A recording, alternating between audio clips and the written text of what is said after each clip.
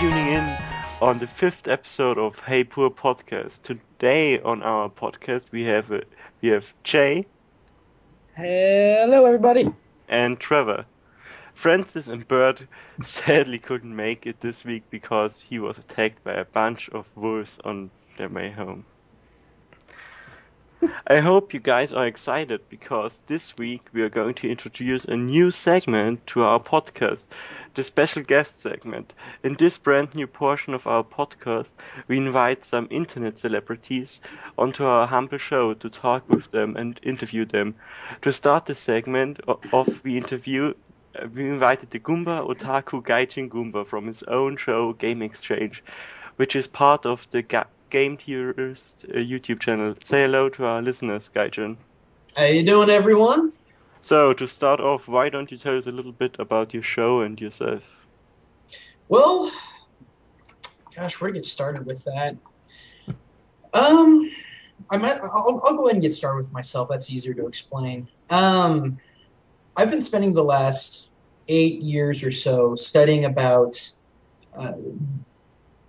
Asian culture, language, just all that good stuff. It's what I focused on in college, but with a heavy influence and focus in Japan. In that time, I studied abroad in Yokohama at a college called Kanto Gakuin University. Yeah, I did that for 4 months. After that, came back here, finished college, got my degree in international relations and a double minor in Asian studies and Japanese, and went to Japan to teach for 2 years through the Japan Exchange and Teaching Program at this little countryside town called Komonocho. And since then, since then I came back, and I've been, it's the same situation for everyone that, you can't find a job, you're just out of college. I mean, for me, I was just out of college and then just out of going abroad. So I was still in this transition period. But I just couldn't find my place. And I kind of had a last straw. There was a Japanese company that I was trying to just become a sales rep for. And I did the interview. I did the second interview. Like, I traveled to their location. I got to see their setup, and I figured it was in the bag. But it wasn't. Apparently, I didn't have the right experience for an entry-level position. And I said, screw it, because apparently no one is looking for entry-level people for entry-level positions. And I said, I'm just going to do what I can to get money now just to pay bills, and I'm going to do something to try and change the world. It's something I always kept telling my dad whenever I'd come home to visit. I kept telling him, I just want to do something to change the world, no matter how big or small it may be. And I had the idea of Game Exchange because when I got back home and when I refamiliarized myself with all of the gaming, everything here in the U.S. anyway, I just saw different cultural parallels. And I thought to myself, I can't be the only one to see these things, or rather, I can't be the only one interested in seeing how these things parallel. And so I'm taking all of my knowledge of Japan and all of my knowledge about international matters, and I put together the idea of Game Exchange. It was really, really rough starting out, as probably a lot of my viewers know. But over time, it's progressed. It's gotten, the production value has gotten much, much better, with a big thanks to Trans Energy or Tech of YouTube. He's been with me almost the entire time. Spelling Fair put together my theme song. Matt Pat picked me up after seeing me on screwattack.com, and the rest is history. So, the question everyone probably has asked you already, why did you choose Gaijin Goombah and not some other name? Well, see, here's the thing. This actually got asked before, and I talked about it in a Q&A episode, but gosh, where do I start? Okay. First of all, the name Gaijin Goombah is a double racial slur. Gaijin referring to non-Asian foreigner in Japan, and then Goombah referring to, I guess, an Italian male when it came to Italian-American society here in the U.S. Originally, I had it spelled like the traditional character Goomba, but I added an H at the end now because One, I want to distance myself from any copyright infringement so Nintendo doesn't come after me. I don't think they would, but still. And two, it fits the concepts better because the whole point of the show is to remove ignorance from people's mind and to get people thinking. So the kind of irony of the character having a double racial slur just seemed to fit a whole lot better. But I really like Goombas within the game. I think they're cute. A lot of people think they suck or are boring or too weak, like the weakest in Bowser's Army, et cetera, et cetera.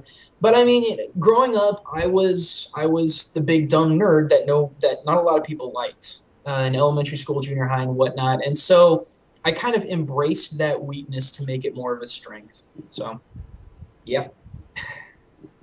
That's interesting. So, how were you able to join the game Tirus? That whole prospect got brought up. Now, in the period between the first and second seasons, when I wanted to make the show more original, I wanted to distance myself from using sprites, from using stuff that's clearly Nintendo's. I wanted to make it more of my own thing. I reached out to several people. I tried to reach out to Brentalfloss. I tried reaching out to Dan of Extra Credits. I reached out to MatPat, and just a couple other people. And I got some pretty positive feedback. Brentalfloss said, it's a cool idea. Hope you work with it. Not much, but I mean, I understand the guy's got other things to do and whatever. It was still a nice gesture. And then Dan of Extra Credits, he actually gave me kind of an itemized list of, hey, you might want to change this, this, and this. This is a really cool idea. Keep rolling with it. But it was MatPat that showed the most interest in me. He gave me, the return email was probably like 8 or 9 paragraphs long about all the different things I could do to make the show better. And at this point, I was still starting out. I was only really well known on Screw Attack at the time. And I just took everything he said to heart, and I did some of the things he suggested, and it got better. And then over time, as he kind of mentored me to developing a better show, he told me he had this idea to make what was called the game Tirus, because he was popular at the time. I believe his channel on YouTube had somewhere between like 20, 30,000 subscribers, something like that. So he was getting there, but he couldn't breach. But he had this great idea of putting all of us together, calling us the Game Tirus, and starting a new genre when it came to gaming videos and entertainment. Because all of us, myself, MatPat, and I believe Ronnie, I can't really speak for him though, but we all have this idea that the angry review is going to die off in time. It's just getting oversaturated. Everyone's trying to do it, and only a few people are doing it well. But instead, we wanted to pioneer a brand new concept. And we want to develop a community of people who will over critically think about video games, either because it's fun or because you learn something from it.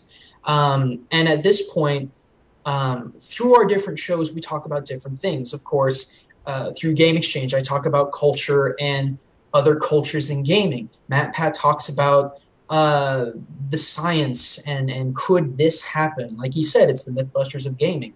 And then Ronnie talks about the possibilities of changing different gameplay elements or other technical issues. And so together we've banded together, and we took MatPat's channel, renamed it the Game Tirus channel, and he put both of us up on there. And ever since then, the popularity of our channel has just utterly exploded. We surpassed about 70,000 subscribers later last week, and it's just snowballing like crazy. So, sky's the limit at this point. There are a few things that we have in store for the game Tirus in general. I can't disclose them at this time because we want to save the surprise, but you ain't seen nothing yet. I think it's very respectable what you guys try to do with making it intelligent analysis of everything, because like you said, I think the angry review, I'm definitely on board with you with that the angry review is kind of on the way out. Like, there are people who do it well, and there always have been, and there's certainly room for them to continue doing it well, but it's just oversaturated. And I think what you guys do is definitely a great step in the next direction of how to keep reviewing and sort of fan-based media based on gaming alive. And I mean, one of the things that we strive towards, too, is we strive towards neutrality in our opinions. When I was putting together the localization episode, I got real close to just sitting around saying that Metroid Other M was a bad game. And I'm a personal believer in that there is no such thing as a bad game unless it ceases to function, because someone will always like it. It may just be a handful of people, but regardless of how bad a game is, there will be a few people that like it. And you can't discount or discredit their opinion on it. So I've kind of distanced myself from angry review shows, except for the ones that do it in a way that it's so terribly it's obvious that they're just trying to be funny. But for the people that review games, like reviewers and angry video game reviewers who are trying to be legit, like saying this is so horrible, don't buy it, I distance myself from that, because that's not what the Game Theorists is about. We have a completely different objective. Yes, our audience is shared with those people, but we never want people to look to us and say, well, what do you think about this game? You're going to cover this game? No, because that's not necessarily what we do.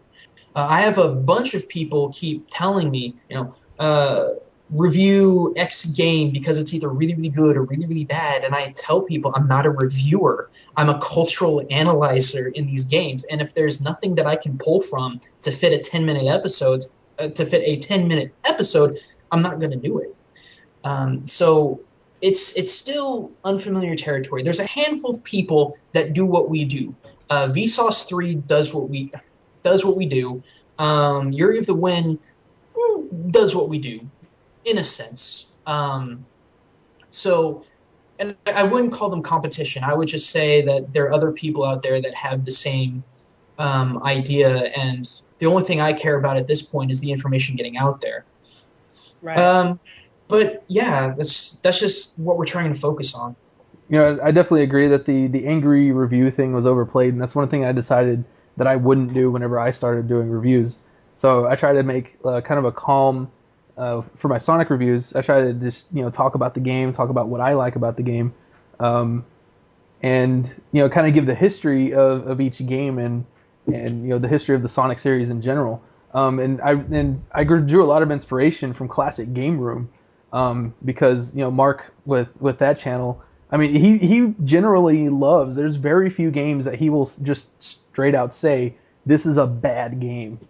But he will find a good in just about any game you can find, because he realizes that, every game has an audience. And just because you may not like it or you may not be good at it doesn't necessarily make it a bad game. Yeah, I was going to say, what's interesting about the whole angry reviewing thing is that I see a lot more, it seems like it's a lot more one-sided how much, angry review type review shows there are for video games as opposed to for movies or anything else. Like, you look at that guy with the glasses who's sort of the big angry review guy in terms of movies. And if you look on his site, he's Nostalgia Critics, but you've got all these other people on the same site who do a lot more straight up analytical, really intelligent reviews of stuff. And it seems like that's sort of pioneering the way for the same thing to happen with game reviewing online. I think you guys are part of what's going to be sort of the more intelligent side of game reviews, because I think there's definitely a place for angry reviews. I've enjoyed some dumb angry review shows, but I think the intelligent stuff definitely has a wider place, and other sites have proven that with other genres of entertainment, and I think gaming's definitely going to follow the same path. Well, the other thing that we're trying to do as well, on the topic of trying to be neutral when it comes to the things that we talk about, one of the things that we'd like to do, we'd actually like to talk to game developers and game companies and say, hey, we'll talk about your game in either scientific, cultural, or how it's put together in that sort of light.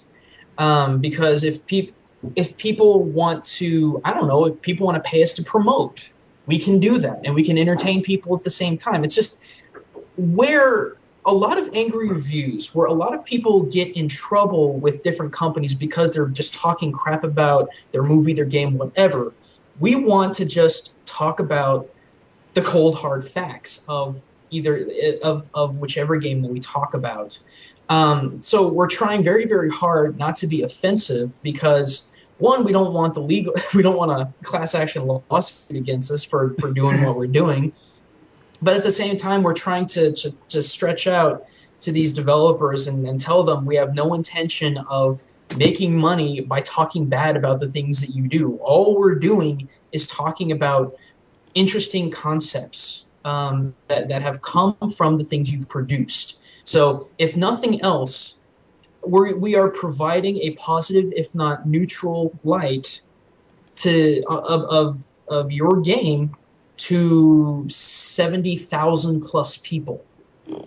So we're trying to, if that makes sense, we're trying to stay away from the negativity and proving to people who own all of these games that we're not here to trash talk you. We're here to just talk about these interesting things with our viewers.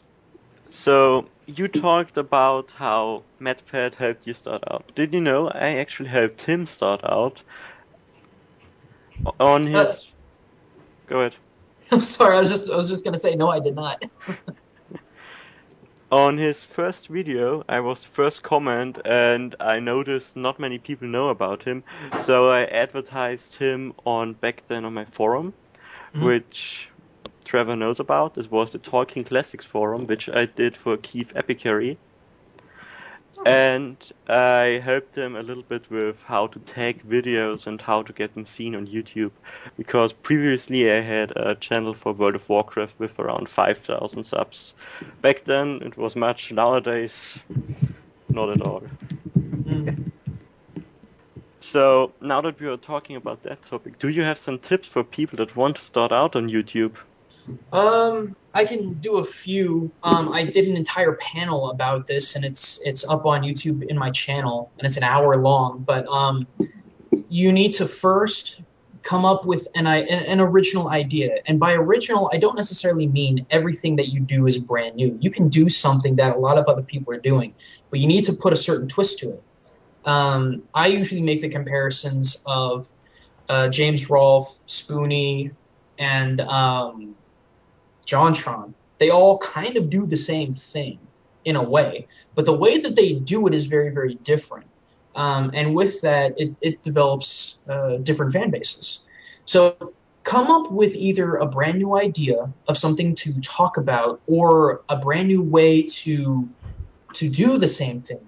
And then you have to find your audience. And the last thing I would suggest that you do is to just put it up on YouTube and hope for the best, because nothing is going to happen. Game Exchange is not the first web show I ever did. I did a web show before called Gaijin Reviews, and that was actually while I was still in Japan, and that saw nothing at all. So you need to find an audience, and whether it be a website, a forum. For me, it was screwattack.com because the people there were very, very open. The community there was very, very open. And they helped me get my start. So once you get from there, you have to do everything in your power to continue to advance. You have to contact people. You have to talk to people. In my case, for my sake and for the sake of the game theorists, I've been talking with people like Yuri of the Wind, Chugga Conroy, and just developing relationships with these people and just continuing to grow from there. You can't stop. And you cannot let negative comments or low numbers keep you from doing what you do. The first comment that my first episode of Game Exchange got literally was, "Go back to America, white pig, baka gaijin." That was literally the first response that my show has ever received. Welcome to the internet. Yeah, I know. I could have quit. I could have given up, but I said, screw it, and I kept going. And you have to. You have to plod. You have to keep going regardless of what happens, because the only one that can kill a show is you. So why did you learn Japanese? It first got started, I suppose back when I was really, really young and really interested in video games. Because you see little snippets. I mean, my show proves that you see little snippets of Japanese culture or culture in general everywhere, even back as early as the NES. And so maybe it just kind of stewed in my head and I didn't think about it. But then came the late 90s, mid to late 90s, and anime and manga came to the US. And it was so drastically different from the things that I'd watched before because everything was like Looney Tunes, Merry Melodies, building up to things like Rocko's Modern Life, Angry Beavers, and whatnot. Nothing was, I guess you could say, realistic. I mean, anime, of course, isn't all that realistic, but the style was different. The emphasis in emotion and expression was so drastically different. And anime brought a feeling of seriousness, a la Cowboy Bebop, Outlaw Star, even Dragon Ball, Trigun, things like that. And I became absolutely fascinated with these as a kid because I loved the stories. But as time grew on, I wanted to know more and more about the culture that made these because I knew obviously something was different. That kind of built up. Originally, I was trying to get a major in acting, but I decided that really wasn't going to feed me, so I had to move on to something else. But before I did, I went and saw Kill Bill. Now, for the record, I really hate that movie. Now, I don't have a problem with anyone that likes Kill Bill or Quentin Tarantino films. I'm not a big fan. But when it was the very last fight scene, and it was the two girls out in the snow, talking back and forth to each other. I don't know what happened, but my brain just kind of snapped, and I told myself, from this point on, I'm going to learn about Japan. I went right after that movie, went to a bookstore, bought a pretty hefty-sized dictionary, and I just started teaching myself. I taught myself all of hiragana and katakana and about 30 kanji or so. It was at that time I transferred colleges because the college that I graduated from actually had a Japanese program. Not a stellar one, but it was still really good. And it all just snowballed from there. So, I don't know. Call it destiny, I suppose. So you already started to talk a little bit about the next topic, but most of the people visiting from my side are probably asking you, what are your thoughts on anime? Oh, jeez. I'm probably going to get a lot of hate for answering this question, but I'll be honest with you.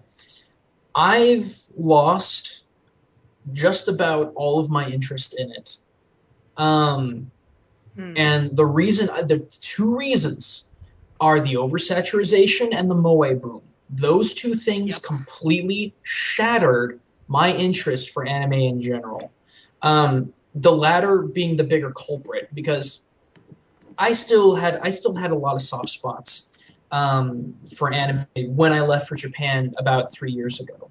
And then in the 2 years' time, when you wake up in the morning and you are force-fed the samey, fakey, quintessentially heartless moe bullcrap every day when I would go into a convenience store, I would see what appeared to be an obviously underage girl with like G-sized boobs, trying to sell something in like either a video ad or like a cardboard cutout or something. I got sick of it real quick. The final straw for me in anime was it came down to Gurren Lagann. I love that anime. A lot of other people do. And my favorite character was Yoko. Yeah, she was the boob joke of the show. Yeah, she was supposed to be there only for sexual appeal, but they gave her such good character. They gave her great development. They made her individual. They made her strong. She could stand on her own 2 feet. And then the mangas came out, which started to destroy that character. The non-sexual doujinshi came out, which further destroyed her character. And the last straw was seeing the merchandise of her She was on love pillows, boob mouse pads. I seethed so hard. And I honestly haven't forgiven the Japanese otakus for ultimately destroying one of my favorite characters of all time.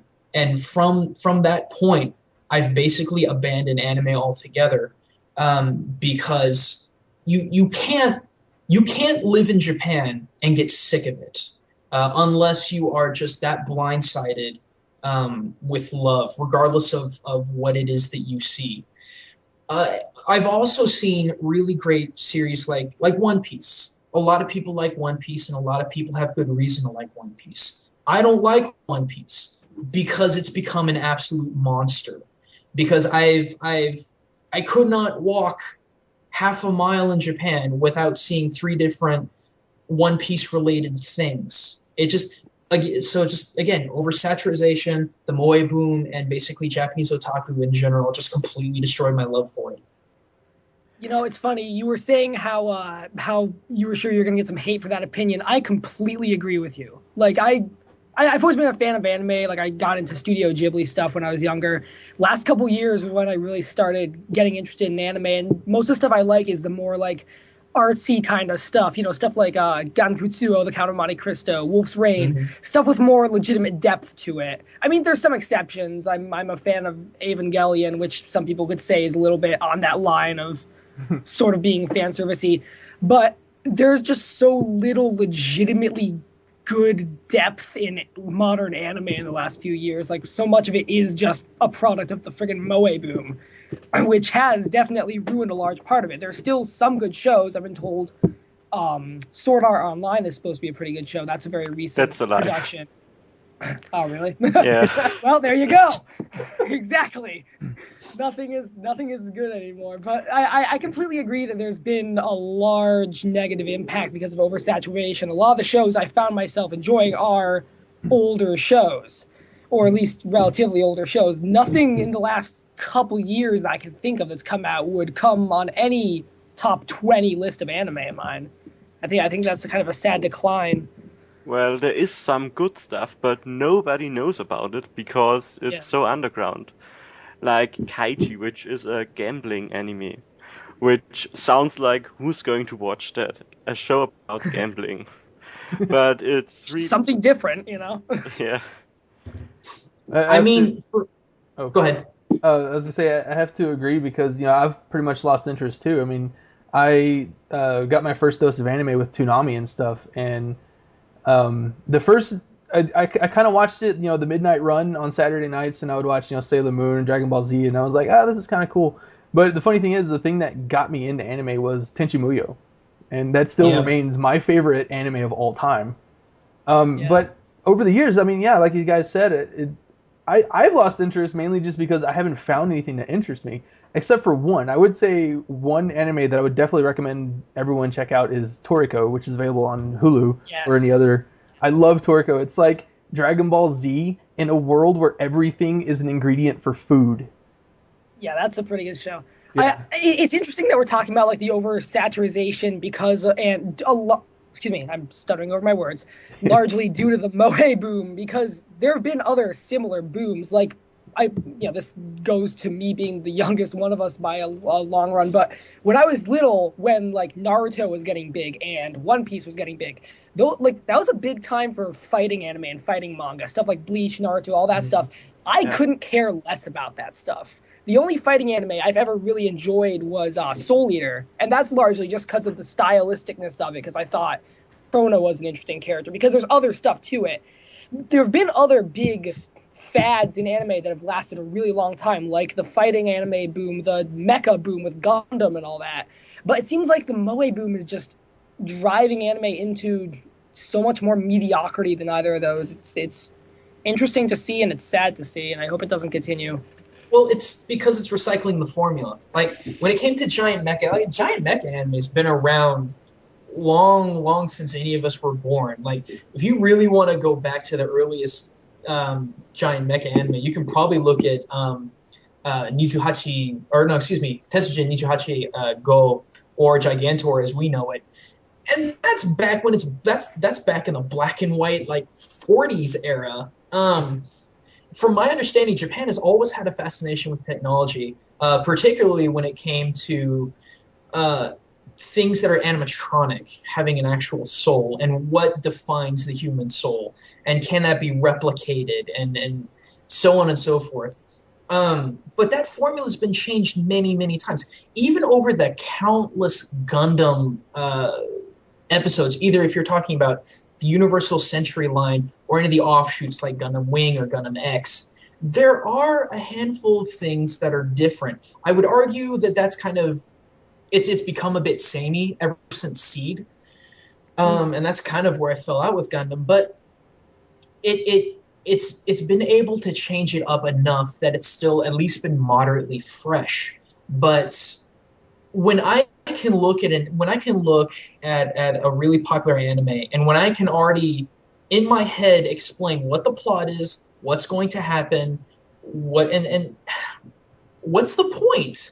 And right. I would argue that Tenchi Muyo started that, even though it kind of didn't, because it started for us in the West. It started the popularization of the harem anime, and then it kind of went on to I can't remember other titles, and for me it got way too weird. What was it with Maho Sensei Negima? That got creepy way too fast. It also just the story also completely fell apart. But Negima, the studio said to the director, "You have to do another harem. We want another one." But he didn't want to do one, so he gave them the big middle finger and made a harem with a teacher and 30 schoolgirls, which only get one episode or less per character. But the problem with that is that it's popular, which makes me cringe heavily. The point I'm trying to make, though, is that it's just the concept of moe, and I've researched and studied this to no end. The moe boom I would blame for the destruction of a lot of people's interest in anime, and really it was Haruhi Suzumiya that was the flagship to bring that down. Yeah, I was going to mention that. I've enjoyed that show for what it was when I was just sort of an initiate into anime. But that's that, and other shows like it are definitely what led the charge into hell. So what's interesting would be, what is your most hated anime in your opinion, of course? Oh my god. I can't choose one, but I would honestly say The Melancholy of Haruhi Suzumiya. Really? I really hated that show. There are other anime that I really hate that a lot of other people like. Like, a lot of people like Elfen Lied. I didn't like it. Some of the darker, gloomier anime I really don't care for, but other people like. But see, I can understand why they like it. I can't understand why people like Haruhi Suzumiya, because every single time I see her and I just watch her open her mouth, I want to stab her in the neck with an ice pick, because she never has anything good to say. She's either bossing people around, telling people what to do, acting like, I don't want to swear, but God, I can't stand it. She's the most unlikable person I've ever seen in an anime. I can't understand why people flock to her. And a lot of people say it's because she's tsundere. I don't think so. I have never seen her melt over anything. Well, I think the people like it because it's like the wet dream of every otaku that show. I mean, you have a mecha episode, you have a moe episode, you have an episode for every otaku fetish. That's what I was going to say, is I agree that Haruhi isn't a good character in the slightest, but I don't think that's why people like the show. I think people like the show because it's geared to be the ultimate otaku show. You've got, I can't even remember, Yuki Nagato, who's like you've got all these characters who are meant to be these very clear stereotypes that you see in a lot of other anime, and part of it is intentional satire. There are some bits of self-mocking satire in there, but it's very much geared to be every otaku's dream of an anime. And that destroys any sort of originality that it could have had. Yeah. And that's just why I despise it so much. To answer a future question, I'm sure someone's going to ask me. My absolute favorite manga/anime of all time is Genshiken because it's about people in a very real situation, as well as giving us insight into what the Japanese otaku is probably like. And at the same time, in the second season, they introduce American otaku, and with a few exceptions, they're kind of close to conceptualizing what we are. And it just blew my mind. A couple of close seconds. Azumanga Daioh, I loved that because everyone had character. No one was a stereotype. In Genshiken, no one was a stereotype. Everyone had their own personality, their own flaws, and it was very, very rich. I don't know. I just don't know. Do you still like the animes from the 80s and the Dark Ages? Because you mostly said the new ones suck. Oh, of course. I would sit down with Trigun Outlaw Star. I would sit down with old Astro Boy, for crying out loud, or Gigantor, because it's back before it was a big deal. I've got this book called The Otaku Encyclopedia. I can't remember what this guy's name was, but he talked about how anime in Japan is basically dead because of the moe boom. He talked about how anyone could make anime, anyone could enjoy it, because back then anime had such a focus on fantasy in either the traditional fantasy sense or the science fiction fantasy sense, or just dramas where you could see basically replicated life, everyday life. And then now it's like you have to follow a formula or it doesn't work. I mean, this is one of the reasons why I think the angry review formula is falling off, because it's like you have to do it this way or it's not going to work. I talk a lot about how Brental Floss is a big inspiration of mine, and people are trying to figure out why, because one, he doesn't talk to me very much. I've met him in person, but he doesn't talk to me much. And two, he does something completely different than what I do. And I tell people, he took a concept that everyone would say is a stupid idea. Why would you make fan lyrics to music? That's because people think it's going to sound dumb, it's not going to make any sense, and it's going to be really fanboyish. But he made it with rousing success. And that's kind of where I look for inspiration. But there's so much unoriginality in so many different areas. It blows my mind. It's interesting you mentioned Brental Floss, because I would argue that in some aspects he did. I don't know, what am I trying to say here? He definitely did succeed very well at taking what's really a friggin' fanboyish, nerdy thing to do, writing your own lyrics to game music, and he made it work. He made it successful. I think, at least in the case of his first album, his second album, this isn't very true of, but his first album, there was some, sort of pandering to the lowest common denominator. There was a lot of just dick jokes and stuff, the stuff that he knew people would enjoy. And he's talked about this in interviews, how, there's some stuff that he just knew people would enjoy. Like there's kind of an excess of phallus-related humor and such sprinkled in there, which you're going to find in anything. But it's interesting how even in cases like that where he very much took made something original, or at least made something original to the point where it could be really successful, but he still did have to sort of do some stuff like that. What's your opinion on that? Do you think something, I feel like I'm sort of going around my own point here. Do you think something original, an original idea can set off without having to sort of pander to the lowest common denominator of people who will see it, kind of like he had to do with some of his material? It kind of depends on how fast you need to grow. There was, in one of my episodes, it was the synthetic relationships episode, I talked about Newgrounds, and I talked about how there were so many dating sims on Newgrounds. And then Chris Niosi comes out of nowhere and says, it's not like that anymore. Now, I took that screenshot, at current time. There's still a lot of dating sims on there, but he's right. It's not full of a lot of filthy crap anymore. There aren't any porn ads, and they actually filter out mature submissions unless they're just really, really well made. And so that's an example of, yeah, it had to be done. And I respect him, and I respect the fact that Newgrounds want to do everything in their power to stay alive, but at the same time allow ultimate creative freedom at the expense of decency, one could argue. MatPat, before I joined up with him, did the Boobs episode. And I believe that he did it because it was one of the top 3 most viewed videos. It really, in my opinion, it really was pandering, and it really was kind of sinking to a lowest common denominator. But I understand why he did it, and you have to figure out, because this is a business.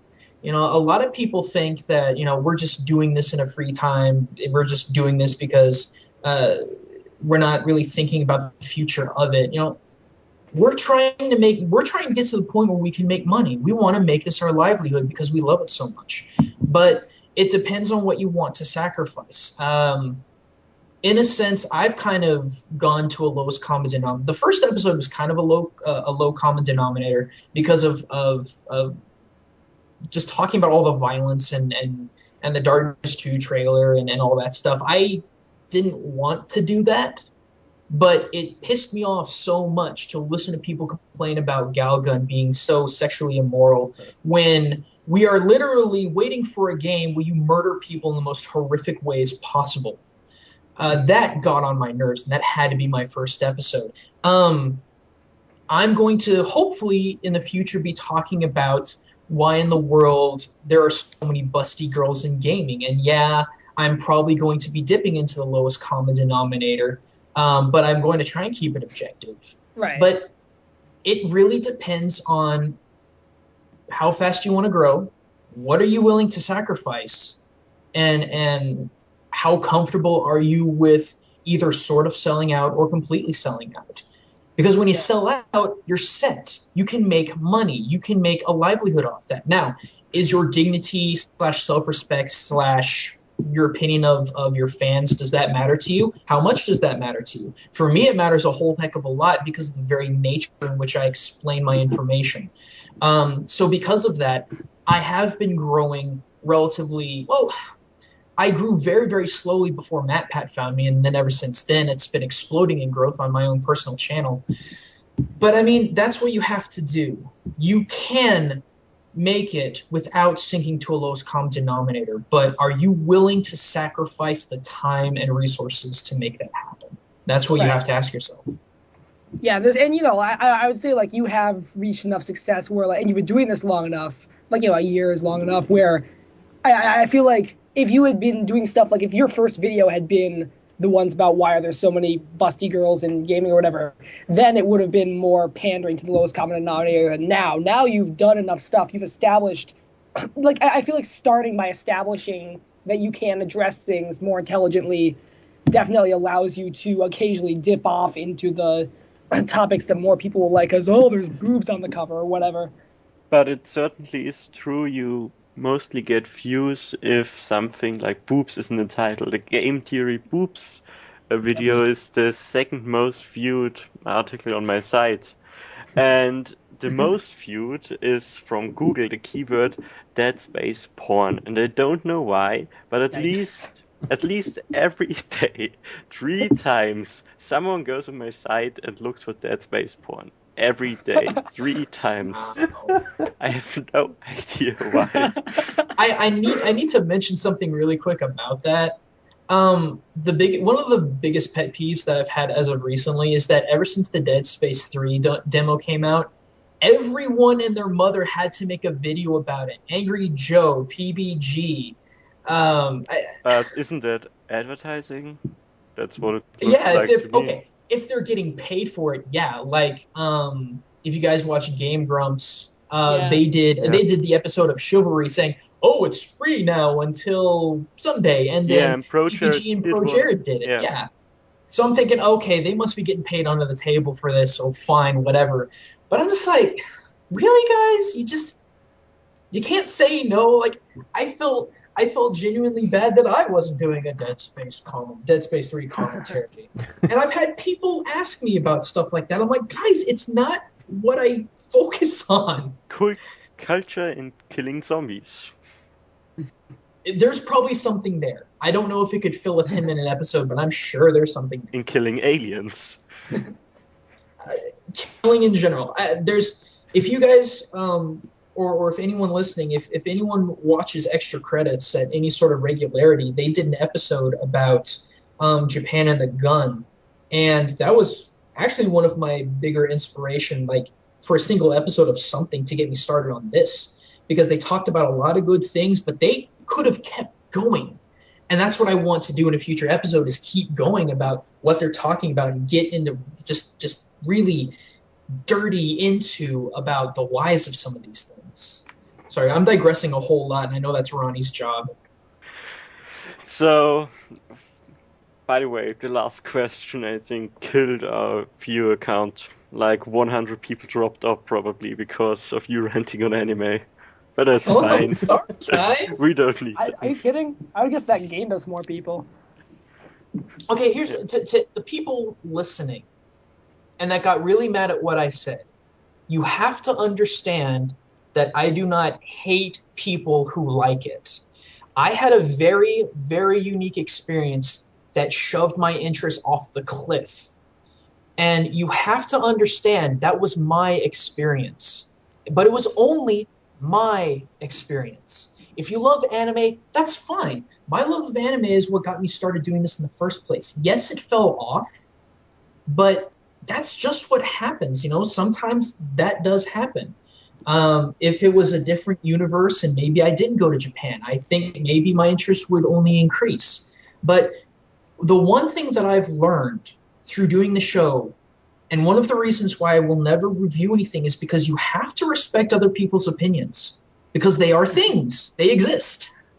And if you don't like the fact that I just bashed on anime or modern anime for like 20 minutes, I'm sorry.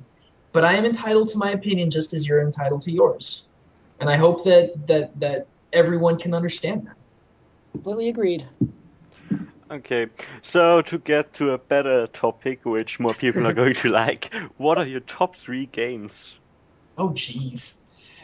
Oh, man. I would say probably, I can't put them in any order, but definitely Mario 3 is 1. Because it's the first game. It's the first game I ever threatened my mother about running away because she accidentally sold it at a garage sale. I loved it. I was so pissed when she sold it, and she couldn't understand why. I love that game in the past because it's got perfect controls, stunning visuals. It was so long for an NES game. The power-ups were really unique. They were highly inspired. The whole game was highly inspired. And even to this day, it still surprises me. Like, I had not even thought about the fact that Mario 3 is just a stage play until MatPat did the episode about how Mario 3 may just be a stage play. And it still surprised me today. When I did my second episode, when I talked about how Mario 3 is literally, like Japan is literally in Mario 3, I didn't know that until I did that episode. So it still surprises me to this day what it teaches me and what it exposes me to. Gosh, what else? I really love the Fallout series to the point where I have to quit because when I play it, I get nothing done. I just recently uninstalled Fallout 3 from my computer earlier today because I can't get anything done. The game is so long and so in depth. I can't do it. So, I guess I need one more. I was really inspired by the old Mega Man series. I think it had a lot to do with the way that you powered up, how you got to use the boss's weapon, which I thought was so cool back then. But when I reach for video game music that I can really enjoy, most of the time I reach for Mega Man. I still play the classics. I loved Street Fighter Cross Mega Man, and it made me so sad to see how like it's made a lot of people sad.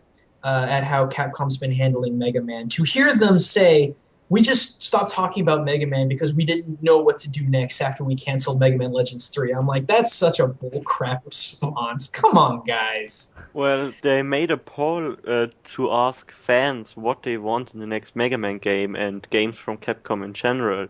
So, and they said they have took some ideas out of it and they are going to give those ideas to Capcom Japan and they are working on something. So, maybe you're Yeah, it going to seems- see a resurrection of Mega Man.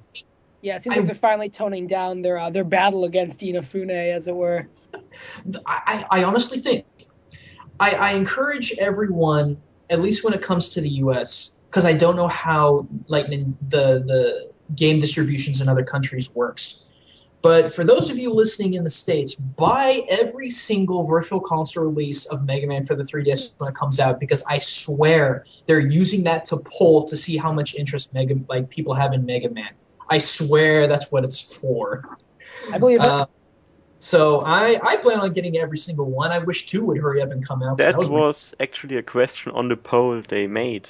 They asked if we release old Mega Man games online for download on PSN or Virtual Console, are you going to buy it? Yes or no, or most likely. So Yeah, I already bought you're the onto first one. something. That's a case of shut up and take my money. I mean, Hutch drives me crazy because he was over the other night. We were playing some Wii U, and he told me that he got a 3DS XL. And I told him, wait, did you get an American one or Japanese one? He said, oh, I got the Japanese one. I got Animal Crossing for the 3DS. I have all of the Rockman games through 6. And I'm like, I hate you so much right now. I also have a Japanese one. Killing me. So why don't we change topics from the show and you in general to your time which you spent in Japan? Sure. Is there anything you want to talk right off the bat, or should I begin with questions? Oh, a couple of things. The one thing that always drives me crazy, one is that people, especially, I hate to say this, but especially in the community that I love very, very much, people love to generalize about Japan. People love to just come to the conclusion that Japan is just like every other Asian country, i.e., Korea, China, Taiwan, etc., when nothing, it couldn't be further from the truth. So I definitely want to express that. And at the same time, a lot of people believe that Japan is just this big xenophobic country. It's not. And I can't believe some of the times when people say that I'm lying, because they're not. Japan, when it comes to foreign cultures, is a lot like how a child reacts to something it doesn't understand. It'll absorb the things that it understands through what it can see. And in Japan's case, when it comes to foreign countries, they absorb what they can see in media, and then they let that dictate the way they think about people from those countries, because they have absolutely nothing else to base it off of. Nothing to base it off of, which was one of my jobs living and working in Japan. But when you meet them, when you go to the middle ground, when you show them that you've spent time learning their language and their culture, and then when they understand that they can freely talk to you, they will never stop with questions. They want to know absolutely everything about the culture in which you come from. And that is the absolute opposite of xenophobia. So that's the one thing I'm going to lay down flat before y'all ask any questions, is that I want people to understand that Japan is so far from xenophobic that when people say that it is, it makes me ill, and that it's just all a matter of opening up to them so that they can open up to you. Yeah, I had similar experiences when I was in Japan. Many people said they don't help you with anything and they are going to send you in false direction because they don't want to lose their face.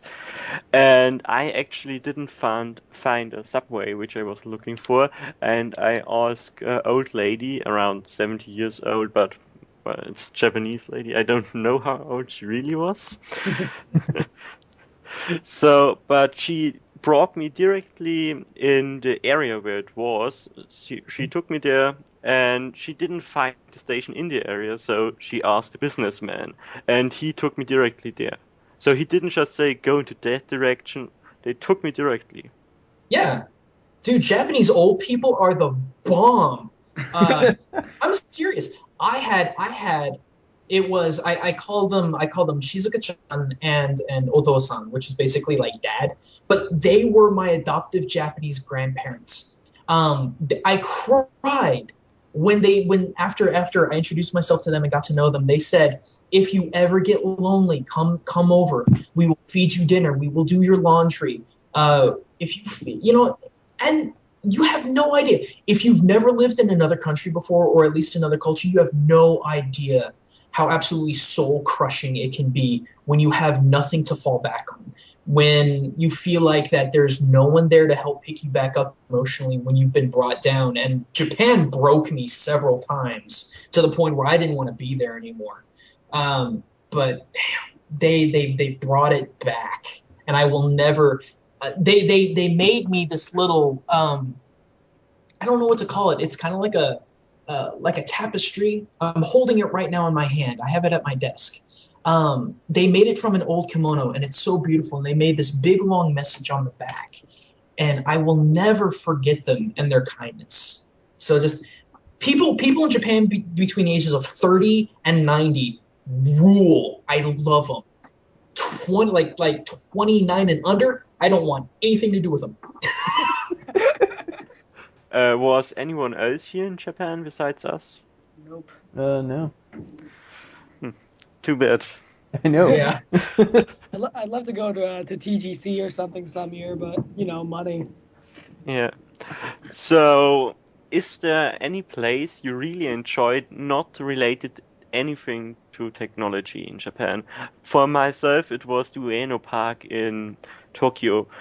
If you go to, I think it's north of Ueno Park, you find a huge temple.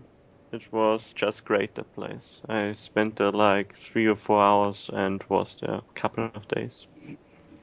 Really, when it came to places where I could go and like meditate, because I know what you mean. For anyone that's ever been to Japan and gone to a shrine or a temple, the minute you walk in, you slow down and you feel a presence, and it's so weird, in a good way. But gosh, you nailed me with that whole non-technological, non-gaming, everything that most people would be interested in Japan about. But 2 places come to mind. One of them is, since I lived out in the countryside, there were lots and lots of rice fields. And because of that, they made for great places to ride your bike, walk your dog, and whatnot. And when I would get out of work and I needed to go out and clear my head because my kids were driving me insane, I would take my bike, I would go out there, and I would sit there while the sun set. And when you just look over the rice paddies and all of the trees, and right next to these is this quiet little temple, or not temple, excuse me, a quiet little shrine. Lots of stairs to climb up, and it's just completely engulfed in trees. But it was a great place to go to just relax and be still and be calm. I talked about this. I talked about this in my Japan experiences video. The other place, there was this worn down, broken down shrine that no one paid any attention to anymore. In fact, I can't even remember what it was called. But because no one went there, I would go there really often and just sit and listen. And just listen to the wind go through the trees, listen to the birds. Just completely unmoved, and nothing interrupted it. And it was the most serene experience I've ever had. Many people don't want to go to Japan because of the smog, but I myself have been to Tokyo last year, and there was less smoke than in Berlin, for example. Yeah, like people, I lived 20 minutes away from a very big city called Yokkaichi, and the one thing that Yokkaichi is very well known for is lung disease, because it's a massive industrial town. So that kind of gave me some worry when I first went over, knowing that the only thing that was well known about this place is the health hazard. But it was still nice. One of the things that always kind of tripped me up though was that one of the places that I really like to go that was non-gamer, non-technology, etc. There was a really nice park in Yokkaichi that I would go to fairly often. The problem though is that there was the park, a shrine, and a playground, and right next to it were 3 brothels. I'm not even kidding. It was so bizarre, so bizarre. Yeah, that kind of leads into something I was gonna ask you, because like I'm weird with, like, I have an affinity for peaceful places within non-peaceful places. Like, I like cities, but I like finding the little peaceful places within larger cities. Is there anywhere within the cities in Japan that you traverse and had a chance to go into that you could really find anything close to the same serenity as when you were out in the country, or is it just not possible there? It's possible, but it depends on where it depends on what you describe as comfort. For me, in Yokkaichi, there was this bar called Side 6, and for any fan of the old school Gundam, you know exactly what this is going to be about. Side 6, for those of you that don't, Side 6 was a colony in the show that was completely neutral. Zeon and Earth Feds could go there and not kill each other. So this bar was completely focused around Gundam, but you would find bars that were solely either Xeon or Earth Federation focused. Like, all their decorations and design was based on that, but this was completely neutral. The one bit of advice I got from one of my Japanese teachers before I left for Japan is that go find a place that you like and be there all the time. Mm-hmm. And I did that. I did that with Side 6, and I got to know everyone that helped run that bar, because I think it was family run. I got to know all the bartenders and all of their assistants. I didn't get close with any of the barmaids because, like I said, anyone 29 and under in Japan, I have absolutely no interest in. For a multitude of reasons, and they unfortunately were part of those multitude of reasons. Because I was foreigner, they really didn't know how to be around me. They didn't know how to interact with me. They didn't want to interact with me, even though that was their damn job. And don't get me started on maid cafes.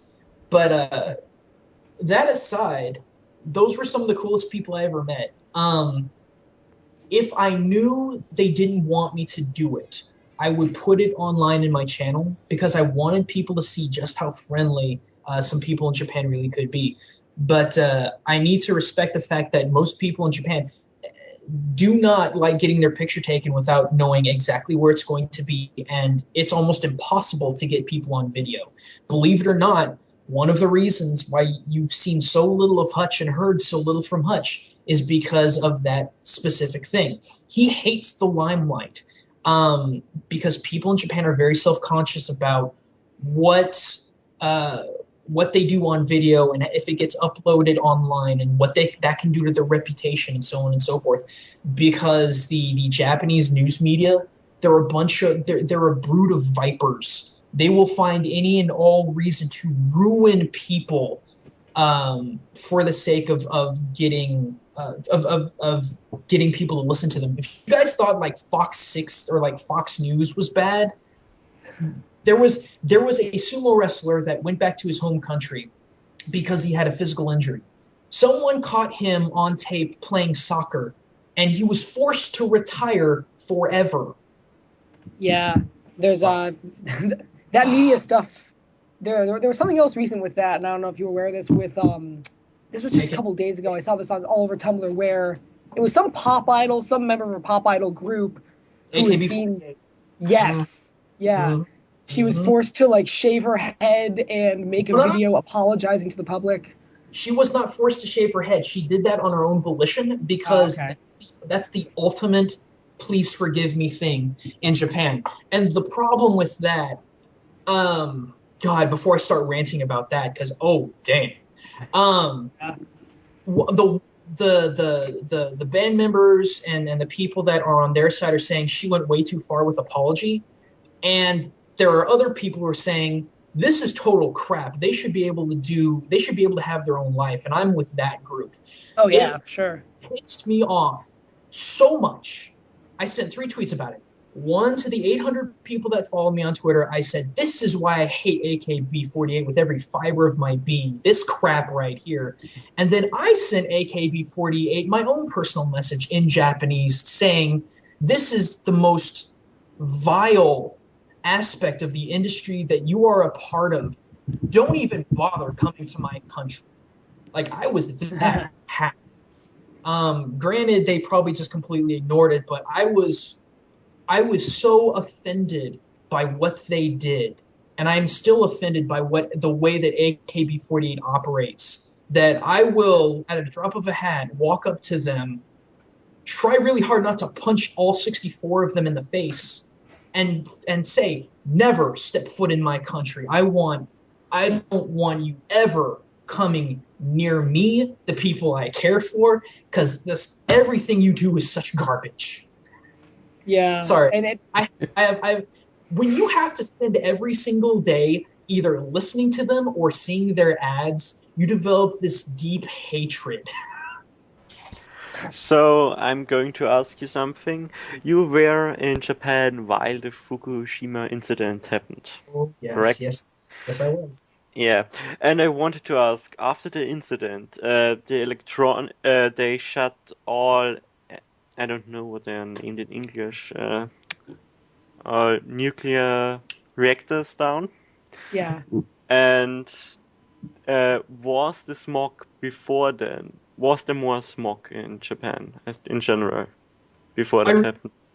I really don't know, because you have to understand, I was like 300, no, more than that. I was like 600 kilometers away from any of that. No, that's not what I mean. Before it happened, smog in general, I mean, in Japan there were more regulations to not waste as much energy. So I wanted to ask if these regulations made it so there's less smog. Because I was wondering if before I went there, if there was more smog. I'm honestly not sure. I would think at this point it's happened so quickly, and I say that after like this has happened 2 years ago, but I still think it's negligible to see the difference when it comes to that. But again, that's not something that I paid too terribly much attention to. I had a dozen other things that I had to take care of post Sendai. It was just such a horrible mess. It was especially bad for foreigners. So you remember when in Russia a reactor blew up in the 70s? Chernobyl. Yeah, exactly. Mm-hmm. And most of it rained down here in Bavaria. And we have higher radiation than Tokyo right now, here in Bavaria. And many people which are going to Tokyo, or many people which know me, say, oh my god, you're probably full of atoms and nuclear stuff. Even though they have more on a day-to-day basis. Oh my god, that's one of the problems that I was going to talk about. I was disgusted at people's reaction over in the States while I was in Japan, because first of all, this is what happened. I felt that earthquake. I felt it happen. I watched live as the tsunami ripped Sendai apart. But this happened while everyone in the U.S., Canada, South America, etc., everyone was asleep over here. So as soon as this happened, I sent an email to my mom and dad on all of their email lists, and then I went on to other family members and friends. I said, there was a massive earthquake. It's killed thousands of people. I want you to know that I'm nowhere near it and I'm okay. They saw that email. They saw that email before they saw the news report about it, and they let it go. They said, all right, stay safe. But I had other friends and other family say that they were dictating to me about how much danger I was in. They were telling me, it's not worth your life, come home. And it made me so mad that they not because they were worried about me. I understand that. But I told them I was fine, and they didn't listen. I told them I was nowhere near this incident, and they still didn't listen. And so from there was a lot of pressure on foreigners to leave. None of the jets, the people in the jet program where I lived, that area, none of them left. But all the jets in Osaka left, and that's even further away than I was from that predicament. And the big fallout for us, it wasn't the damage, it wasn't our lives that were at risk. It was the Western media making a frenzy out of this incident. They would say things like Japan, not Sendai, not northern Japan. Japan rocked and destroyed by this earthquake, and everyone thought I was in danger. And then after that, I learned from my mother that now I live in Arkansas, which is like mid-south of the United States, way far away from the West Coast. My mother told me that iodine pills were sold out because people were afraid of Fukushima Daiichi and that reactor's radiation coming across the ocean, coming here. The same happened over here in Germany, which is farther away. If the wind blew in the other direction, it would make sense. But from what I could see, everything was being blown to the east.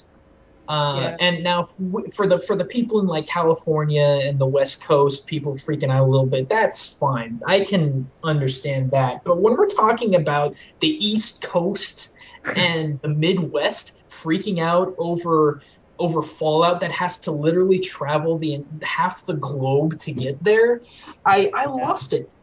In my other unpopular show, Gaijin Reviews, I did this super angry rant about how disappointed and frustrated and angry I was at everyone telling me to come home and abandon my dream of living and working in Japan for absolutely nothing. And oh my god, that was wretched. Yeah, I live on the East Coast, or near the East Coast, upstate New York, and it wasn't that bad here, but the general panic about what happened over there was definitely the same here. And it's understandable, like, when people hear, oh, this happened in Japan, you hear Japan more than you hear the specific areas of Japan, so it makes some sense that everyone was concerned about you regardless of how directly near the actual catastrophe you were. Yeah. You know what's funny? In German, a reporter was in Japan while this happened, and he reported everything directly from the area, and he made most of the recordings, which you saw on German TVs. And once he got back, like 3 weeks after the incident happened, most of his family and friends were afraid of him because... yeah, because he was nuclear. He's gonna turn into a mutant.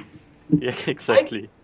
I can't tell you guys how annoying it was going through customs and having people looking at me thinking that I was irradiated.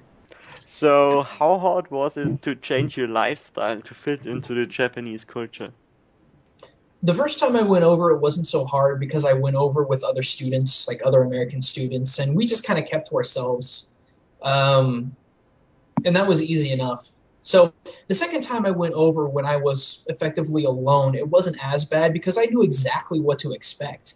What I didn't expect though was how lonely life in Japan could be because of how separated you were with other people, and how other people perceived you. You could be. The best way I could explain it is you were alone in a sea of people, because out of all the people so densely packed in that country, there were so few people that I actually felt like I could rely on. That if I needed to talk to someone, that there was maybe 3 people I could talk to, maybe, and that's if they weren't already busy. If they weren't already busy with something else. And I think in a way, that's maybe how the relationship that I had with Aki, because that was a long-distance relationship for almost a solid year, stayed stable because of our commitment to each other. But the one thing that really gave me some culture shock was because of how densely packed Japan was. In the States, we have so much open land that does absolutely nothing. I understand it supports wildlife and things like that, but it was so bizarre for me because Japan doesn't build across, it builds up. So when you're in even a minor city, it's rare for you to see the sky past about 8 feet, going in any one direction because there's going to be buildings cutting it off. So it kind of overstimulated my senses visually, and I got really dizzy because all the stores were just so close together. But in time, when I got used to it, it's something I've come to miss because I could literally foot walk or take a train or bus anywhere where I wanted to go to have a good time. I didn't have to have a car. I didn't have to pay for gas. I didn't have to pay for insurance or all this other crap I got to do now being back home. So one of the most freak out things that I had trying to adjust to Japan eventually turned into one of my greatest loves. The other thing was the language barrier, because now I would not call myself fluent in Japanese. I'm conversational, and I hope people will understand that difference.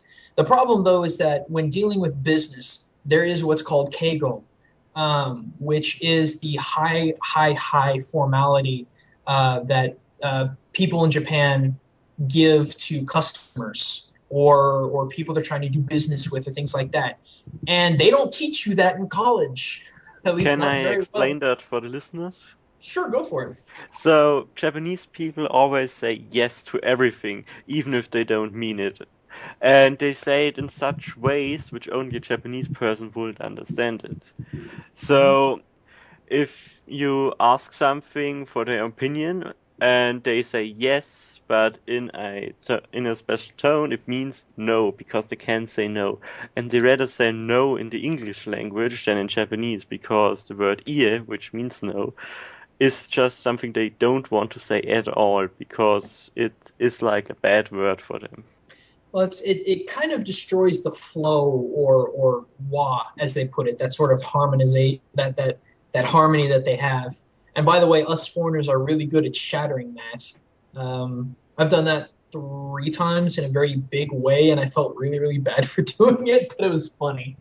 But yeah, it's like he said, is that Japanese people just do not ever want to say no. One of the things that they do, though, is they either try to defer the conversation or they'll start off saying something and then just stop. Like my favorite is "sore wa chotto," which literally means that is, and then ellipsis. So you're not saying you don't like it or you don't want it, but you're trying to give people the clue that you don't want it or don't like it or whatever. Or they say they think about it and never answer. And that's I tell my students, because I have for one of my 2 jobs, not including the show, I tutor Japanese folk online, and I tell them you can never do that ever in a business situation especially when talking with Americans. You have to be straight up front, say yes, say no, say if something's going to be a problem or not, because if you say you'll think about it, they expect you to think about it and give you results in time. And if you don't give it to them, it is a far worse thing to do than to tell them no. So, what are your thoughts on the otaku culture in Japan and Akihabara in general? It depends on age category, because otaku were around long, long before the moe boom. But the things they were interested in were aspects of like sci-fi, kind of like Trekkies. You know, people will sit around and argue about the science or the culture. Like people will sit around and argue about Klingon culture and fighting techniques. People will sit around and talk about, is it possible to go to warp speed, things like that. And there's at least a little bit of practicality in that, because you're thinking about the potential of it actually existing, which is the beauty of sci-fi, in my opinion, and fantasy. So when it comes to the age category of like my age, of like maybe 25 and older, I would say that it's definitely got a place. because it's people over, again, it's overanalyzation, which is something that I want to do for a living. But then if you get into the younger group, when you get to the hikikomori group, when you get to the otaku group that are so wrapped up in their fantasies that they can't face real life, and it's a massive problem in Japan. And the AKB48 incident proves that, because those girls are supposed to have their fans retain the fantasy that the girls are singing for them and that they love them and all this other crap. That's where I draw the line. And where I say enough is enough. And that was basically what my synthetic relationship episode was. It was both my confession of falling into that, as well as scorning and showing my absolute distaste in that otaku subculture. Because it destroys your life if you let it, and it's very easy to let it happen. But when it comes to the older people and the older stuff, like the old Gundam fans, even people fans of stuff like Cowboy Bebop and Trigun, or even Dragon Ball, back in the early to mid 90s when that came out, they're very creative people, and I've got a lot of respect for them. We should say the term otaku doesn't necessarily mean nerd in the sense of anime and gaming nerd. It means more like it first started out as a bad word, which was to describe someone which focused on something, only on something and nothing else. But nowadays it means nerd in anything. You can be a car nerd, you can be a flower nerd, you can be a technic nerd, a gaming nerd, and it's just another word for nerd in Japanese, basically. One of the things, just to expand on that, otaku literally means one's honorable house. Like if you just take o out and just have taku, it's how one's home.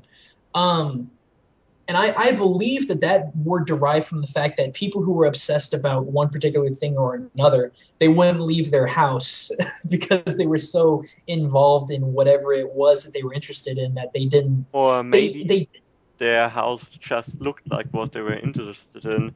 If someone liked cars, maybe he had tons of pictures of cars around his house. Yeah. Either physically or mentally could not leave their air quotes home. And a lot of us do that. Even everyone on this podcast. Yep. So I guess that wraps up your life in Japan, or do you want to add something to the topic? We're already at hour 36. I think we should go ahead and move on. Okay, so the last topic to end this off, which is a big discussion for everyone here. So it's not just you who's doing the talking. So I want to discuss about the Japanese gaming industry right now, in which situation it is. So, who wants to give their take on the industry right now? Please save me for last. I have way too much to say. Okay, so many people think the industry in Japan is this big booming gaming industry, but really it's kind of dying. If you look at the arcades, which are way bigger than arcades in, let's say, Europe, but they are not as big as many barcades in America, and they mostly have rhythm games and not so many games like Metal Slug. I mean, there are some which have the old games, but there's nothing new coming out in that style besides shoot 'em ups. And it's mostly rhythm games, fighting games, and well, that's basically it. Or Gaijin? Yeah, well, I just wanted to say that over the past few years, I've noticed this, that it seems like just the Japanese side of gaming has been stagnating like crazy. I mean, you know, back in the 16-bit days, the best games were made by Capcom, Konami, you know, Nintendo, and all this stuff. But nowadays, it's shifted over to a lot of the more Western, you know, Bethesda, Rockstar. They make some of the most critically acclaimed games nowadays. Yeah, I would definitely agree. I forget who it was who was talking about this. There was it might have been Phil Fish. I forget who was in the industry who was talking about this in the American industry not too long ago, about how Japan is just completely stagnating. I think it's to a certain extent it's self-destruction. Like if you look at something, it's not exactly self-destruction. It's self-destruction through not really understanding what will appeal to the wider market, and I think Nintendo is a good place to look for that. I mean, look at Project Rainfall. I've been following Project Rainfall since long before I started writing for HeyPoorPlayer. I've been following it since it started. For anyone uninitiated, it was basically a campaign to get these amazing Wii RPGs, 3 of them, that all came out in Japan in around 2010. Pandora's Tower might have been 2011. And that were slated for release everywhere else but the US. And I think Project Rainfall was eventually successful. Xenoblade came out. I mean, me and Frank both gave Xenoblade our Game of the Year. I don't think I need to talk more about how good that game is. Last Story came out, and Pandora's Tower was just recently announced for its US release. And that was only through so much campaigning of dumbass nerds like me to get it here to the US. The reason the nerds in America started to rampage about this is because Nintendo of Europe announced they are going to localize every one of those 3 games. And Nintendo of America said they had no plans to do so because it wouldn't appeal to their market. Yeah, that was what was interesting to me, was that it wasn't just negligence, it was that they actively said, we don't think these will sell here. Well, what do you think will sell here, Nintendo? Another friggin' Wii music game? Because I don't see anyone buying another one of those anytime soon.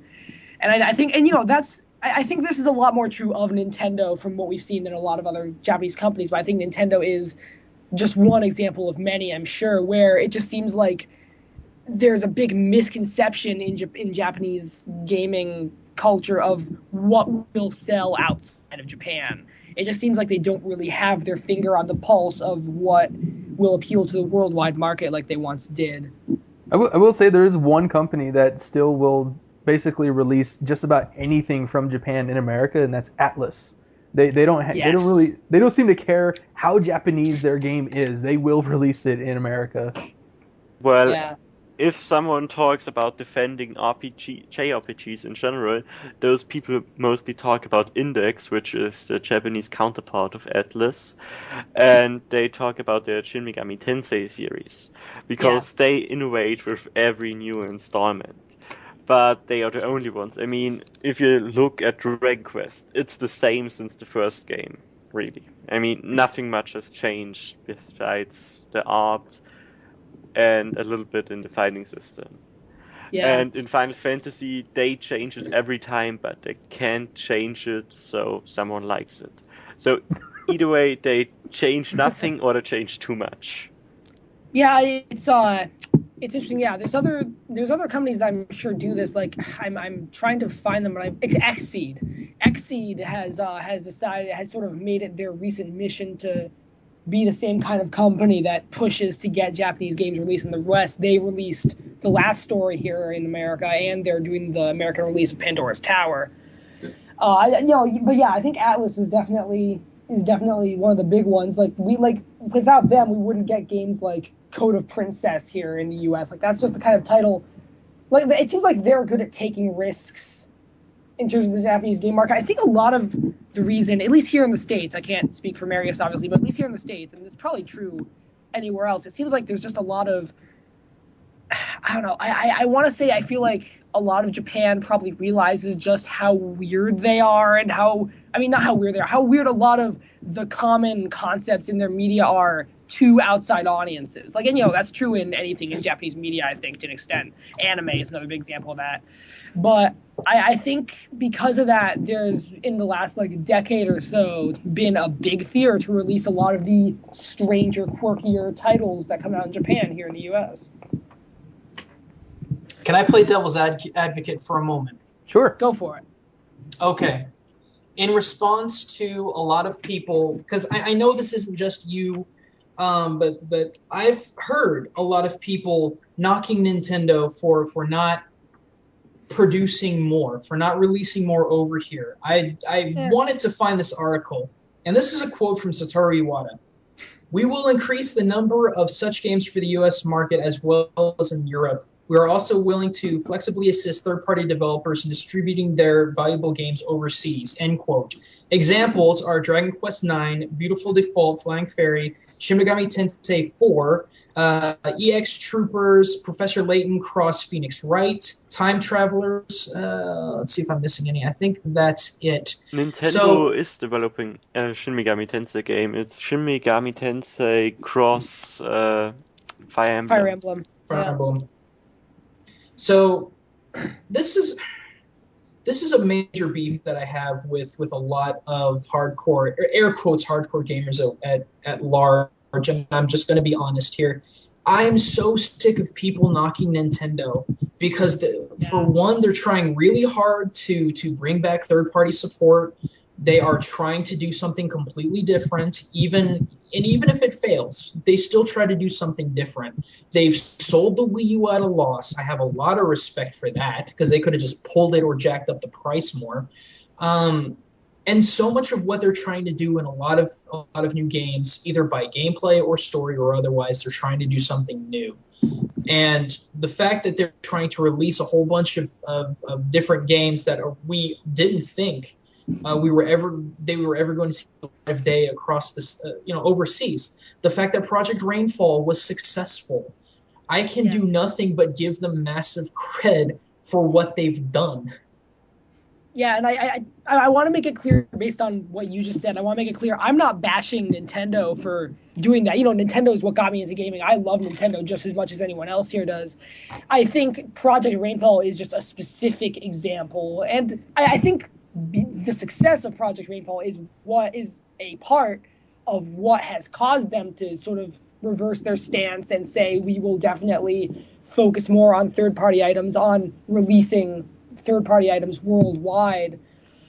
I just think Project Rainfall is a good example that based on the time when those games came out in Japan, or at least when The Last Story and Xenoblade did. I know Pandora's Tower was a little later, but the time when Xenoblade and The Last Story came out in Japan and the window when they should have come out in the US was a year when the only new games we got for the Wii, the only ones anyone talked about, were the new Kirby game, which I, for one, didn't play, and the new Zelda, which, I did. I think that was a big thing for everyone. Besides that, I didn't really play my Wii at all, besides for the new Zelda, in that entire year. And I think that's just a really interesting example of, despite clearly needing more content for the worldwide release, just them having this strange fear of releasing things worldwide. So that's why I chose that specific example. I just wanted to make that clear. So, but you guys are saying Nintendo only makes games which will appeal to Americans and Europeans. But they have made some really crazy titles in the recent years. One of those games which got released in Europe was Tingle's Rosy Rupee Land, which is the gayest game I've ever played. Did that get a US release? I have no idea. No, but it got released in Europe. And it has a sequel in Japan, and it has a spin-off game, which you only could get through the Japanese eShop. So look at this image. I'm going to include it in the description of the podcast. This is the cover of the game. Yep. I've sent it through Skype. Yeah. And the game is just like that, and it's a Zelda game. Yeah. Yeah, I'm not. To me, I think I'm from what you just said, I feel like I'm sort of mincing my words and not saying what I mean. I wasn't really saying that Nintendo only makes safe games for a worldwide audience. I'm saying it seems like they, as part of the Japanese gaming industry, feel like America is one of those places where it's really hard to release a lot of stuff. Like this thing, I am so glad this horrendous thing never made it to the U.S. But if it had, I guarantee you it would not have sold just because it's so bizarre looking. Well, it has a lot of sexism, so it wouldn't have got released. It probably had an AO rating over there. Yeah, but I think Tingle's Rosy Rupee Land, as much as I hate to say anything positive about this thing's existence, is a good example of what I'm saying about how it's, for some reason, Japan just has this strange phobia of releasing a lot of their stranger titles here in the U.S. And there are reasons for it, I'm sure. It just seems the U.S. is their specific no zone for a lot of titles that, like, Europe got this. Europe somehow got this dumb thing, but America didn't. It's just interesting that America seems to be their one sort of quarantine zone where they feel like they can't release a lot of games that come out. And it's not just hang Nintendo. on. Can I go? Hang on. Go ahead. I don't want to sound racist, but as a foreigner, I think you are getting offended way too easily in America, and they just want to stay safe because you sue because of everything. That's how I see America as a foreigner. I do agree with that. I think that is very true, and people do like to get offended just so they can yell and stomp around and say how important their opinion is. Yeah. That's a big thing in America, and I do agree with that. Don't forget the woman who took coffee, put it up her leg, and got $1 million. Don't forget. Well, to be fair, have you seen pictures of that? She did burn clean through her leg. That's a different story, but I do understand your point. Okay, time out. Okay. I want you guys to consider two things. One, I've already mentioned in this podcast how Japan sees other countries. And the US was a country that they tried to emulate really, really hard. It's not so much now because I think they're now putting more of a focus when it comes to their fashion and things of that nature to Europe. But all that they know is what they see in media, and for the lucky few that actually get to interact with other foreigners in a positive light, that's all they know. When all they see in our popular gaming market is COD, Battlefield, and derivatives thereof, when all they see is hyper serious games doing nothing but succeeding, why in the world would they ever think to try and export a game to a market that very clearly, from what they can tell, would want nothing to do with it? That's number one. Number two, when in 2008, when we had our housing crash, it affected the entire world at large. It affected everyone. Everyone's been closing their pocketbooks. Companies will not take risks anymore. They will not invest in different things. They will not invest in new things. Nintendo is already selling at a loss when it comes to the Wii U. They really are struggling, just like every other company at this point is struggling. Why would they ever take that risk between 2008 and now to try and introduce something brand spanking new and just cross their fingers that the hundreds of thousands, if not millions of dollars that they spend localizing a game, advertising for that game, trying to make it fit with very little understanding of real American culture? And I'm just going to talk for America. I can't speak for Europe. Why would they ever do that? I mean, they are a business. I understand that a lot of people see Nintendo as being a really big innovator, being one of the few bastions of ultimate creativity when it comes to the things that they do. But when you really boil down to it, they are a business and they have to make money, and they are not making that much right now. So those would be the two things I would say have consideration for when talking about being angry that they don't release some of their quirkier things over here. Why should they? Yeah, I do agree with all that. I'm not really angry about I pre-ordered and bought the last story in Xenoblade, and I'm going to do the same with the Pandora's Tower. I'm definitely in the wide minority of U.S. citizens who will be even thinking about getting any of those games. But I do agree with you. I was just pointing out that phobia exists. I don't disagree that there are definite, legitimate reasons for it, which you've pointed out. The Operation Rainfall games all sold very well, but Nintendo didn't want to touch the Pandora's Tower game, and it has a special reason, because you are a knight with a girlfriend which is turning into a demon, and you have to feed her living hearts of demons to make her grow and heal. So I think that's way too risky for Nintendo in America, because Nintendo of America is known for censoring a lot. Yeah, that's definitely true. I honestly didn't expect Pandora's Tower of the three to get a U.S. release, especially this late after Rainfall started, and I'm euphoric it did. That was the one of the games Exceed is publishing it. Yeah, so. Exactly. They're the like I said, they're the same company that did the last story. Did you guys want my final thoughts when it came to gaming in Japan? I want to let everything get out first. Go for it. Okay. What Marlu said was basically going to be the foundation of what I was going to talk about. Is that, but my argument is this: the video games of Japan are either doing exceedingly well or exceedingly poorly, depending on what you define to be a good game. Like he said, there is a massive takeover of rhythm games in Japan. I will back him on that statement.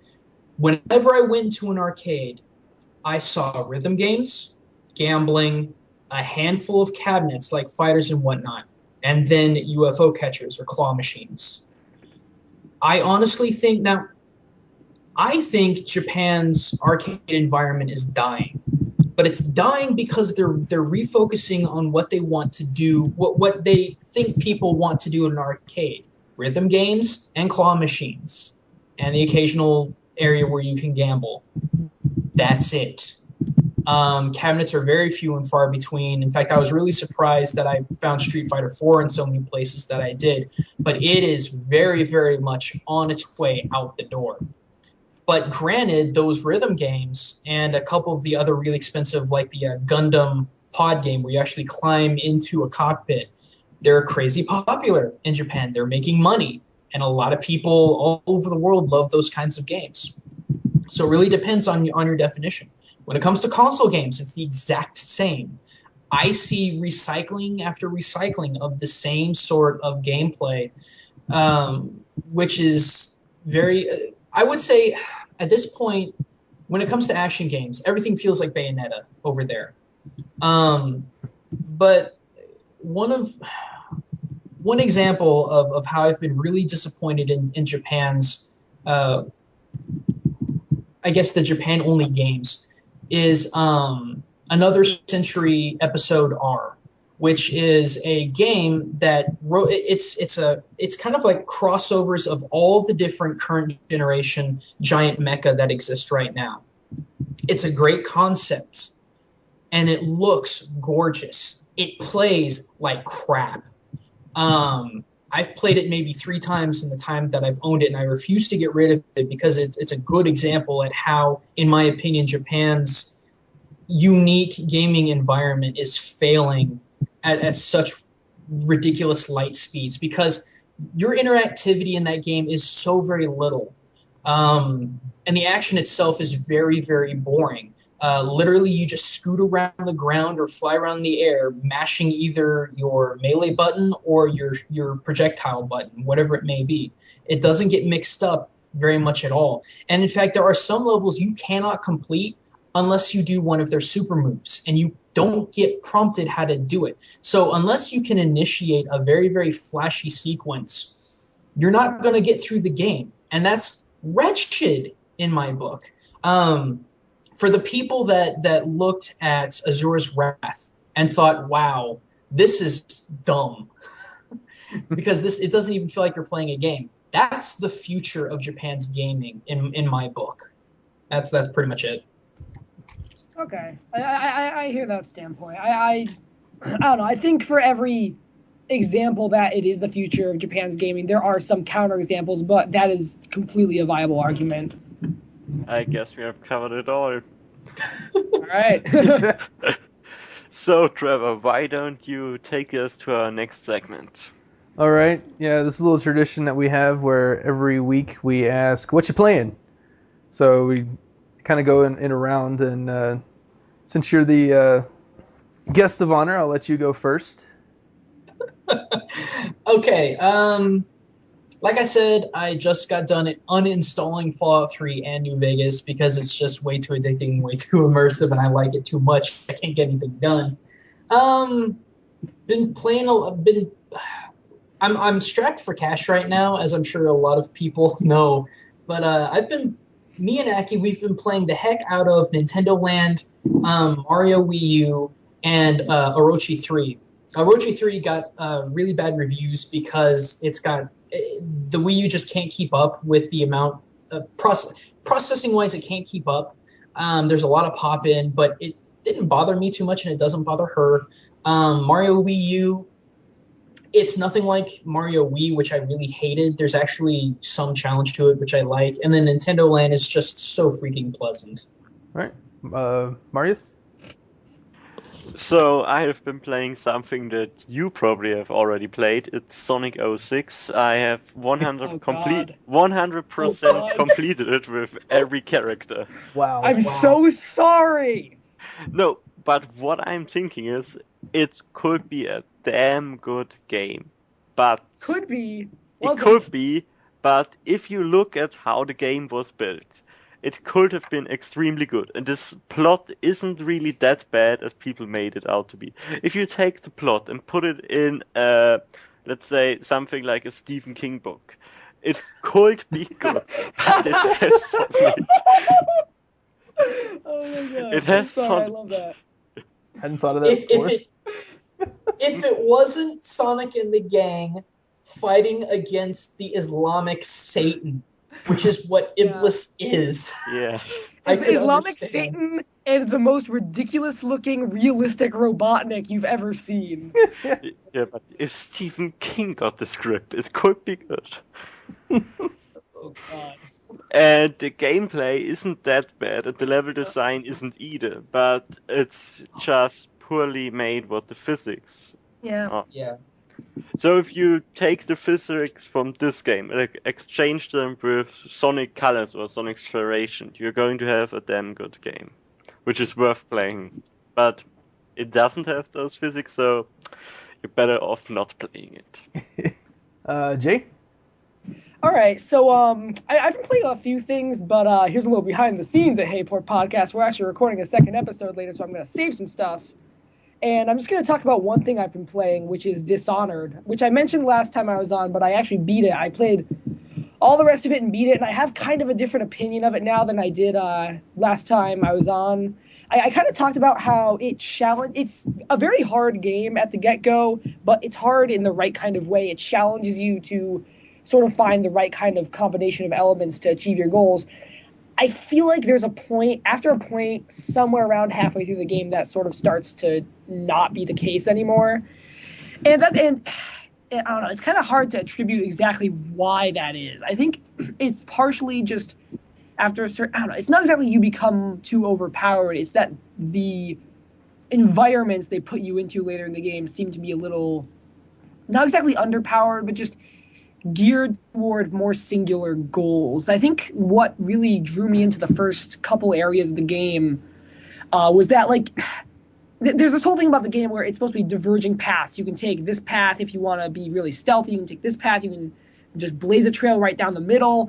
But the first couple levels had it designed where it wasn't exactly like 3 different branching paths or whatever. It was more like a bunch of different points of paths all interconnected. It was more like a web than a series of paths. It was, you could do any combination of different things. You could kill everyone in this area, then move on and possess a rat and go through a grate and sneak your way through whatever. That stops being true later in the game to the point where there's a level where the only big choice like that is, yeah, you can go through the left guard tower or the right guard tower. It doesn't matter, they're the same. Like, it really loses a lot of that later in the game. But it's still a very good game. I don't know. I feel like it's the framework for a fantastic game. I don't think it is a fantastic game. It's very flawed, but it's still a really good experience that I think anyone looking for just something fresh in recent games should definitely check out. And from what I've heard, I believe it's sold well enough and it's doing well enough that there's talk of developing another game, making it a franchise. I will say it right now, if the team that made this game makes whatever eventual sequel might come from it, Dishonored 2 or whatever you want to call it, will probably be my game of the year when it comes out if they do the right things, if they refine the good elements of Dishonored, because I think it's definitely a stepping stone towards an absolutely fantastic experience. And that's my rant on that. That's pretty much it. All right, well, last and probably least, what I've been playing. We just moved to a new apartment, so it's been kind of hectic over here, so I haven't had much time to play. But I have still been playing a lot of Retro City Rampage on Steam, because that's just a fun time waster. of a game, and also I've started playing. I got a copy of Sonic Gems for the GameCube, which I have hooked up in my Wii, and I've been playing Sonic 2 for the Game Gear, which is going to be my next review. So I'll have more to say about that when I make the video. And that's it. All right. So that basically covers our entire podcast. So on our next podcast, you can join us talking about the Super Nintendo and all of its classics. So until then, Jay, tell them where they can find our podcast. Well, you can find us if you want more news, reviews, features, all sorts of cool stuff like that. You can check us out at HeyPoorPlayer.com and Marlu's own site, MushroomTomatoes.com. You can check out our podcast on iTunes, Stitcher, RSS, YouTube, I believe. We also have a Tumblr, which I don't know if any of you guys actually knew about. Me and Frank talked about this a few days ago, and I made a Tumblr for us because Tumblr is a social network, and that is hppofficial.tumblr.com because HeyPoorPlayer was already taken on there. And that's pretty much it. So thanks for listening, and we'll hope to see you next time on HeyPoorPodcast.